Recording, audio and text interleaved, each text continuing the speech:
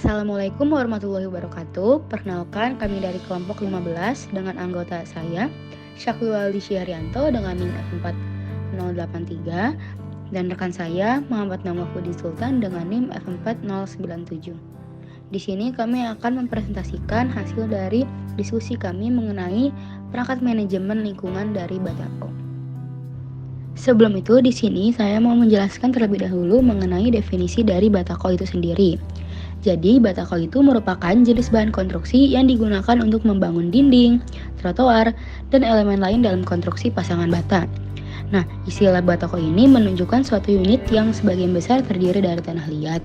Tetapi sekarang juga digunakan secara informal untuk menunjukkan unit yang terbuat dari bahan lain atau blok konstruksi yang diawetkan secara kimia. Lalu ada jenis-jenis batako. Yang pertama adalah batako truss. Jenis batako ini sering disebut juga dengan bata cetak kapur truss atau batako kapur karena terbuat dari campuran truss, batu kapur, dan air. Truss itu sendiri merupakan jenis tanah berwarna putih atau putih coklatan yang berasal dari lapukan batu-batu gunung berapi. Lalu yang kedua ada batako semen. Jenis batako ini juga disebut dengan batako press yang dibuat dari campuran semen dan pasir dan memiliki luas penampang lubang lebih dari 1/4 dari isi batanya. Lalu yang terakhir ada batako beton. Jenis batako ini terbuat dari campuran semen Portland atau sejenisnya, pasir, atau dengan tanpa bahan tambahan lain.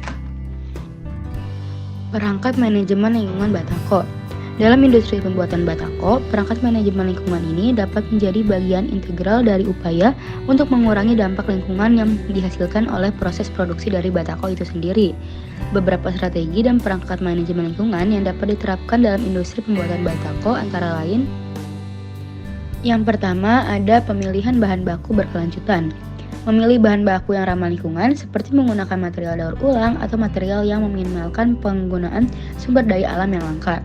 Yang kedua ada penggunaan teknologi hijau. Nah, menerapkan teknologi produksi hijau ini lebih efisien energi seperti penggunaan bahan bakar alternatif, sistem pengolahan limbah yang canggih, atau mesin yang lebih efisien. Nah, selanjutnya yang ketiga itu adalah pengelolaan limbah. Nah, pengelolaan limbah ini mengadopsi sistem pengelolaan limbah yang efektif dan ramah lingkungan untuk mengurangi limbah yang dihasilkan selama proses produksi. Selanjutnya yang keempat ada pemantauan emisi dan pengendalian polusi.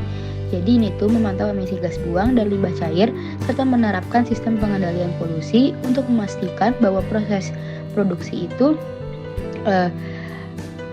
menghasilkan polusi udara dan air yang seminimal mungkin. Yang kelima ada manajemen energi. Manajemen energi di sini mengadopsi kebijakan untuk mengoptimalkan penggunaan energi seperti dengan menggunakan teknologi yang lebih efisien, mengelola penggunaan listrik dan energi secara efektif, dan mempertimbangkan energi terbarukan. Lalu ada penggunaan air. Penggunaan air, kita memiliki strategi untuk mengurangi penggunaan air, melakukan daur ulang air, dan menerapkan teknologi pengolahan air limbah yang efisien. Lalu ketujuh ada pelatihan karyawan.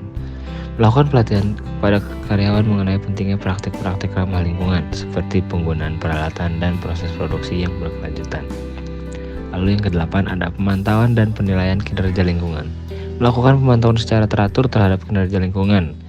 Itu seperti melakukan audit lingkungan, evaluasi dampak lingkungan, dan melaporkan hasilnya untuk memastikan bahwa proses produk sesuai dengan standar lingkungan yang ditetapkan. Upaya untuk mengintegrasikan perangkat manajemen lingkungan dalam industri pembuatan batako akan membantu untuk mencapai keseimbangan antara kegiatan produksi yang efisien dengan dampak lingkungan yang lebih rendah, serta mendukung upaya keberlanjutan dalam industri tersebut. Sekian presentasi dari kami berdua, kurang lebihnya mohon maaf. Terima kasih.